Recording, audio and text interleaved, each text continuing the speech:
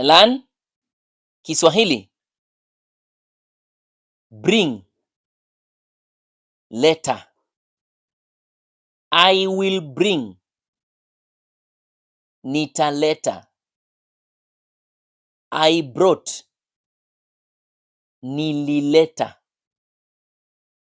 I brought it, niliileta. I will bring it, nitaileta. We brought, tulileta.